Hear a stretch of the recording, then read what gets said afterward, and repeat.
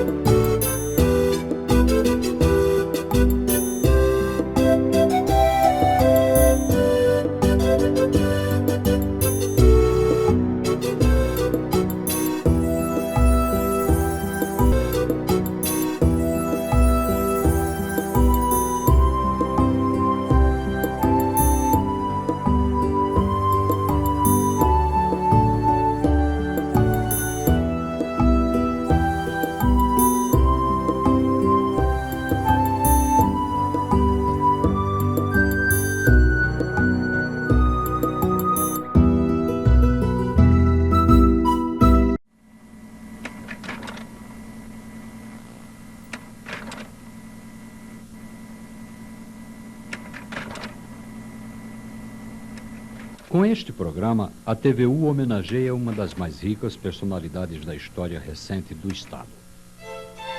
Muitas das suas imagens estavam prontas para a abertura de uma série que, infelizmente, não pôde ser apresentada. É o testemunho da nossa admiração por Expedito, homem de Deus. A série começa com um sacerdote da utopia. Ele abriu mão da vaidade terrena e da própria ascensão eclesiástica e vive há mais de 50 anos numa cidadezinha do interior, onde virou referência obrigatória na luta pelos direitos do homem. E hoje, do alto dos seus quase 80 anos, ele continua a acreditar que a salvação do homem começa aqui mesmo, na sua própria terra. Eu queria saber do senhor como é que foi esse começo de vida, se foi uma coisa que o senhor escolheu ou foi uma coisa que surgiu através dessa tradição da época. Com menino eu não posso dizer que foi imposto porque não ia impor, viu? Nós fomos estudar em Lages, treinando com os outros na hora, né? E até que mamãe começou a dizer, meu filho, você está gostando da igreja, não é que você quer ser padre, não. Só a coisa que ela disse, viu? Não foi nem meu pai.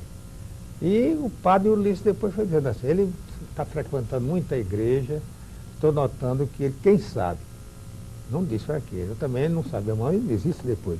Voltamos para o sertão depois de 5 anos, quando uma madrinha minha, rica, que morava aqui em Natal, e tia, já sabendo disso, fez uma carta lá para o sertão, para meu pai, essa carta eu vi, né? E ela dizia que estava falando com o senhor Mata para ver se era possível a minha entrada no seminário naquela idade. Eles já estavam tramando tudo sem saber, né? Aí ele leu a carta e disse, olha, você está sendo convidado para ir para o seminário, para ser padre. Mas não diga agora não, deixa para dizer amanhã. Está responsabilizando, né? Mas os olhares de minha mãe em cima de mim, isso na hora do café, dizia tudo, né? Não tirou os olhos de cima de mim. Aí eu sustentei o batente. Eu vou, não vou e tal. Foi no outro dia no café, disse, como é a resposta? Eu disse, eu vou. Disse, tem uma coisa, meu filho, você vai, mas não vai fazer da igreja um comércio. Me marcou. Nessa trajetória, o senhor passa 3 anos antes de ir para São Paulo de Potengi. Em que paróquia?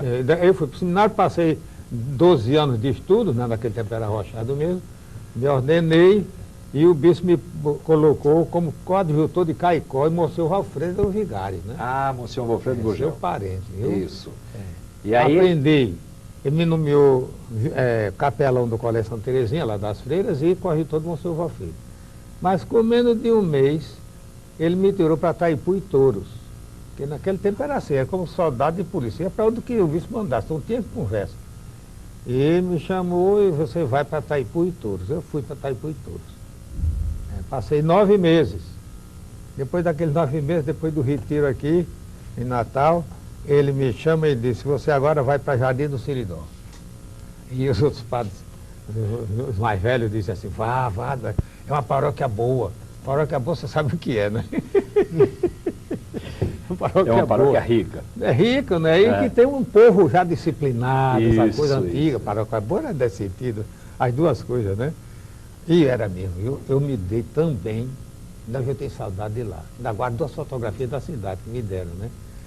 E o sistema era aquele, né? O chefe político veio logo me apanhar, essa coisa e tal. Você não podia sair do esquema.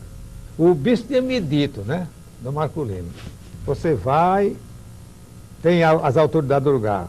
O juiz, o prefeito, o delegado, e você também é uma autoridade. Opa! Quer dizer, eu não podia brigar com esse povo. Era isso que ele queria dizer, nada mais, né? 9 meses lá, em Jardim do Seridó, e veio a criação da Diocese de Caicó, e Jardim do Seridó fazia parte da Diocese de Caicó no projeto e na aprovação da bula de criação, dizia que os padres que estavam nas paróquias do Seridó e que assinassem a ata da instalação da diocese estavam imediatamente encardinados, não podiam mais sair, os que assinassem. Aí eu tinha ido para Jardim, o bispo daqui de Natal queria que eu voltasse, né? Que eu não ficava lá. Aí os outros colegas começaram a dizer, não, você assine, você não está bem aqui, estou muito bem. Assine, isso depois se resolve. E eu assinei, quer dizer, canonicamente eu fazia parte da Diocese de Caicó. Certo. Porque eu assinei a ata, né? Quando Dom Delgado chegou com o primeiro bispo que viu, eu estava em São Rafael, o bispo tinha me voltado para São Rafael. Você volta porque você é de Caicó. Eu não posso, agora eu vou brigar com o meu bispo, ele fez que me ordenou e tal, então ele aceitou e ficou por isso. Ele terminou dizendo, você é um frouxo. Conta aí a história do caixeiro viajante, do clero. Quando ele me chamou de Jardim de Seridó para São Rafael, eu argumentei. Seu bispo, o senhor me disse que agora eu ia ficar mais tempo nas paróquias, eu estou me dando muito bem lá e tal. E ele contra-atacava, mas São Rafael é sua terra. Ele sabia de tudo, viu? Você se crismou lá, não sei o que lá e tal. Eu digo, mas o senhor não conhece São Rafael. São Rafael é um lugarzinho desse tamanhinho. Eu não sei como aquilo é paróquia, mas foi criado há muito tempo. E tal, e começou eu disse, do jeito que estão fazendo comigo, não disse que era do jeito que estão fazendo comigo, eu já sou caixeiro viajando do clero, não paro para lá. Era a história do caixeiro viajante, né? Eu ia com a minha maleta de roupa e um caixão cheio de livros. Já tudo preparado, na hora que ele quisesse, ia um instante. Que livros eram esses? Além dos eclesiásticos, naturalmente. Então, eu gostava muito de história, né? Da história do Brasil, história geral, tudo. Isso me ajudou muito, viu? Por isso que se diz que a história é mestra da vida. Se eu não tivesse lido a história, até onde a gente podia ler, mesmo de conhecimento da antiga Idade Média e tudo, eu tinha me atolado, viu? Só de brincadeira. Desígnio dos céus e história comporiam a personalidade deste homem que já trazia no próprio nome de batismo um símbolo, pois expedito significa o que age prontamente. E foi sempre assim na vida daquele que, nascido no dia da Santa da Visão, 13 de dezembro, não olhava simplesmente. Enxergava longe. Um longe que poderia estar ali pertinho, na cidade que ele elegeu como sua, São Paulo do Potengi. O que mais ajudou a gente ver na cidade de organizar o trabalhador foi o problema das secas.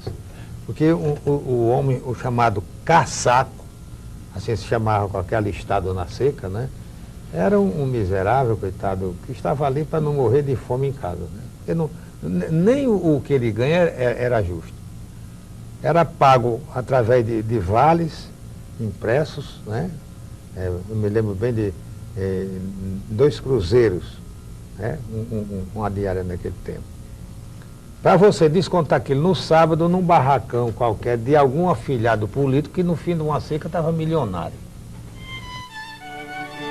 E aquele vigário movido a ideal começou a contrariar os poderosos, pois não aceitava que nas festas religiosas a ostentação se sobrepusesse à fé.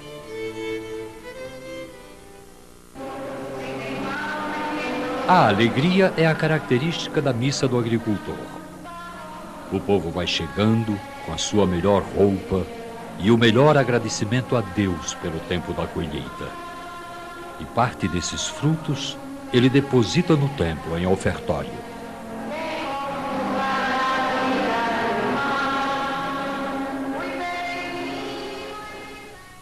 é que significa a missa do agricultor para o povo dessa região de São Paulo, Potengi e dos arredores, e também quando é que ela foi criada? Ela começou em 1972, no estilo que vocês viram hoje. Antes, quando a Jaco funcionava, fazia-se um ofertório todos os anos, mais ou menos nesse estilo que se viu aí, mas era uma festa, mais festa, muita alegria, e não havia esse cunho de politização ou de educação popular que hoje se faz.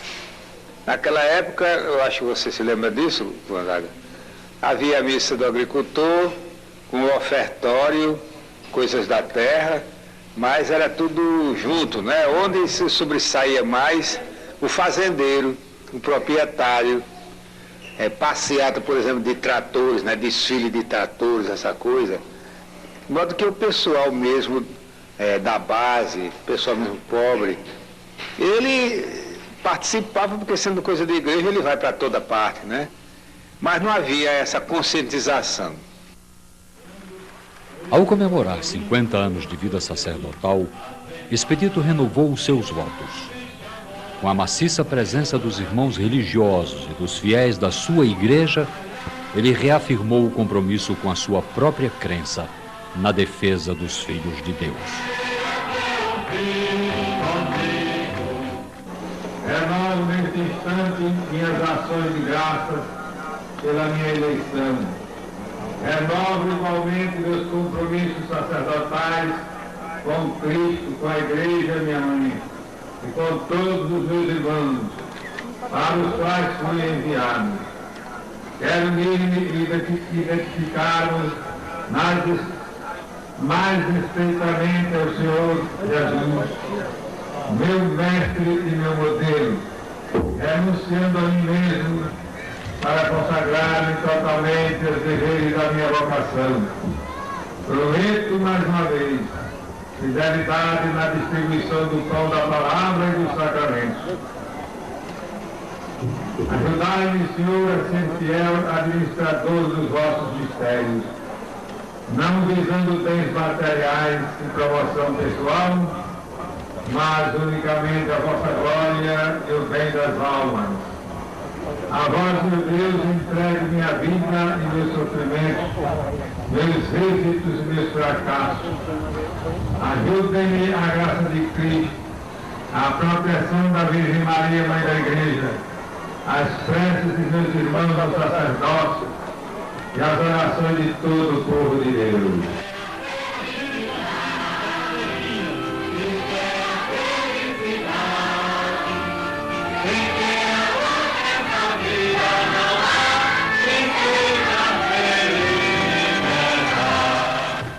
Uma coisa dessa dá pra gente se animar.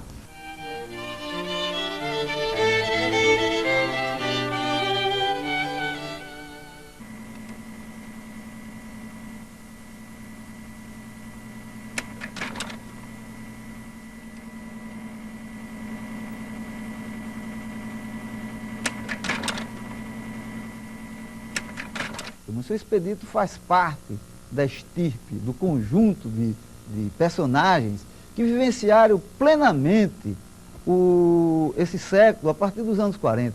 Né? Então, quer dizer, quem não entendeu o que foi o movimento de Natal, quem não entendeu o que foi a ação católica, né? A ação, digamos, da igreja nos sindicatos, a questão da rádio rural, educação radiofônica, então não entenderá que Monsenhor faz parte desse complexo de pessoas que passa por Dom Eugênio Salles, que passa por Donivaldo Monte, que passa, digamos, por todo, eu estou falando muito mais a nível de Rio Grande do Norte, mas ele também faz parte desse conjunto de pessoas. Digamos, eu não vejo muita diferença entre Dom Helder e Monsenhor Expedito.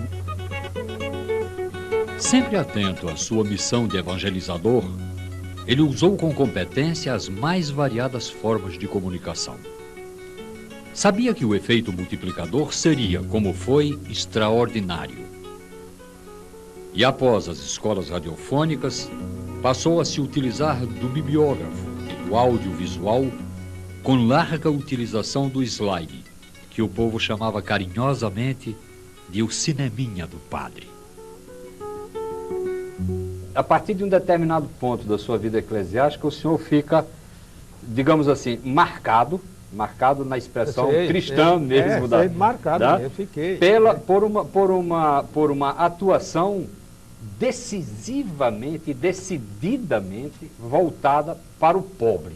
Não é? Exatamente. Esse é um assunto do qual a gente vai conversar longamente durante esse papo, etc. O senhor é capaz de lembrar, em São Paulo do Potengi, que momento essa opção se dá mais fortemente? Quer dizer, perfeitamente. Anos atrás, eu tinha tomado uma resolução comigo mesmo, de não andar muito na casa dos chefes, porque eu já estava vendo, pode ser até uma intuição, né? Eu já estava vendo que a gente era mais utilizado, porque no regime de Getúlio Vargas, o de 37, né, o Estado Novo chamado, o de 30, depois eu ainda era menino, aquela história toda, eu tinha um certo conhecimento da coluna prestes, a gente ficou um pouco desconfiado, né? Mas quando o Getúlio sobe, a gente viu naquilo uma certa barreira contra esse movimento revolucionário, né?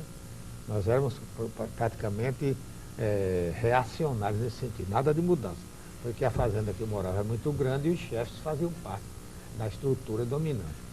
Então, eu comecei a pensar, eu vou à casa desse pessoal, eles vão lá em casa, mas eu não vou na casa dos pobres, eu não sei como me chamam para se confessar para morrer.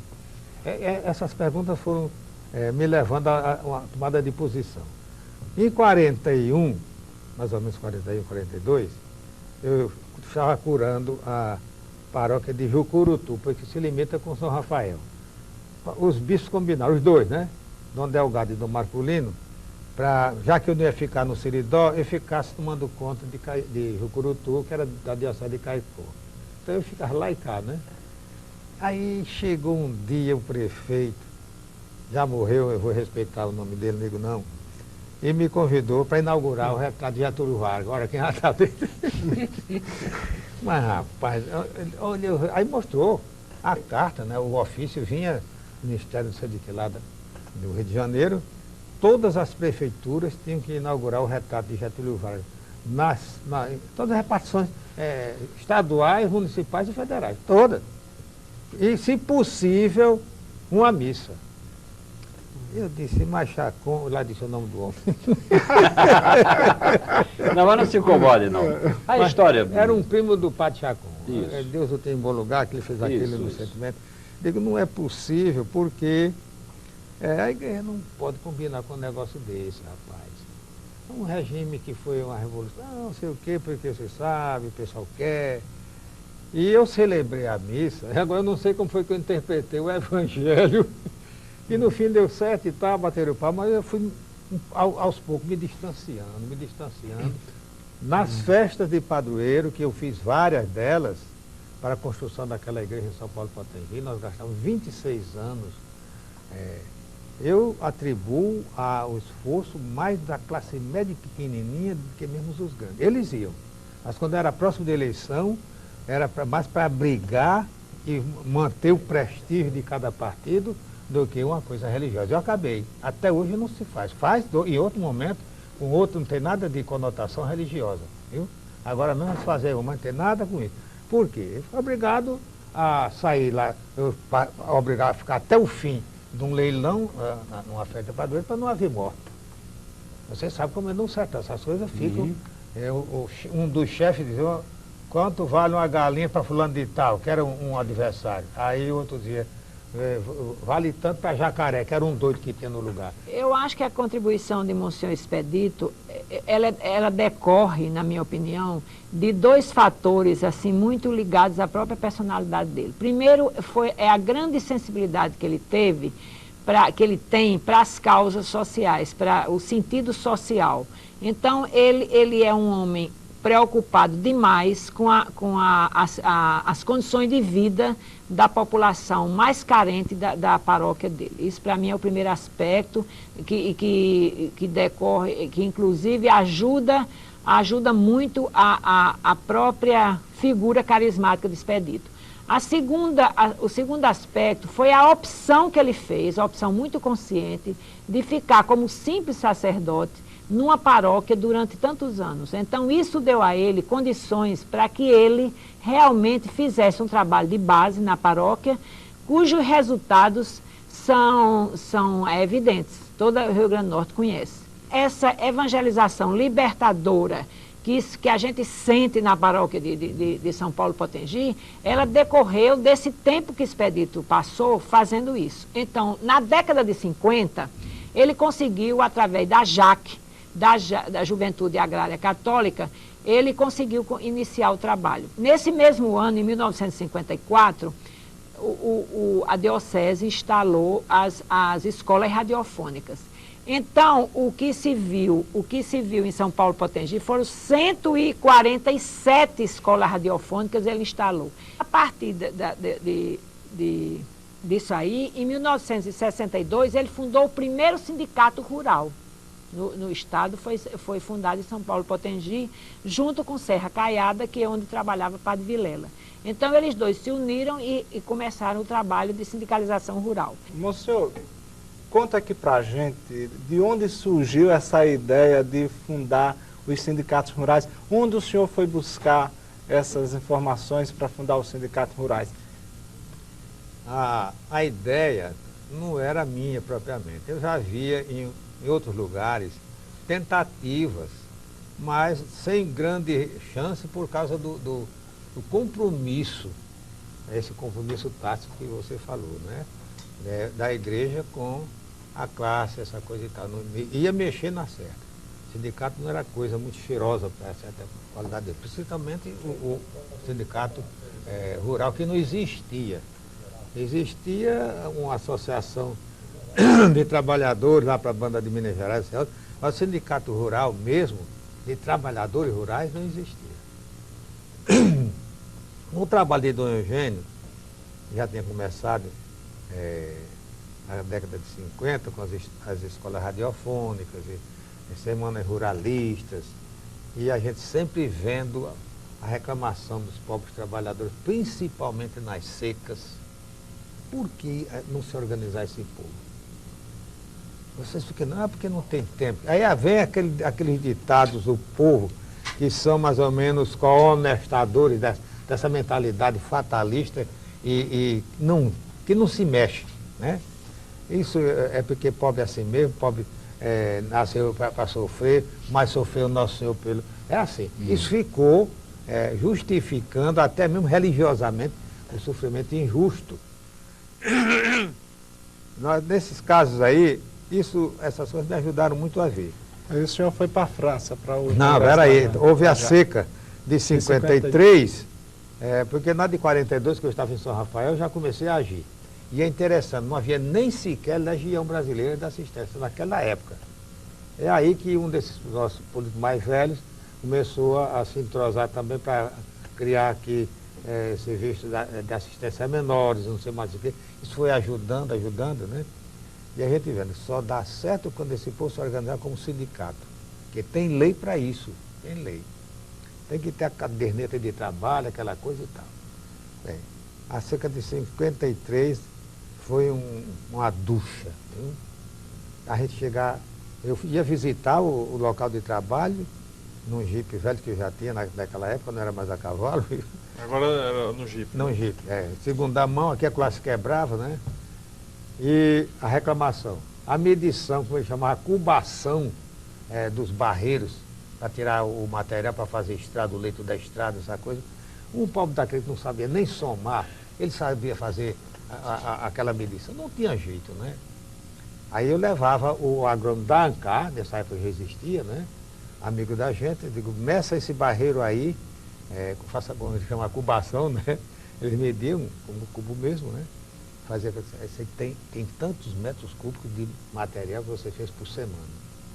Quanto é que botaram aí na sua conta? Se tinha medido 5,5 metros, na conta tinha 3,5 metros. Era sempre roubado.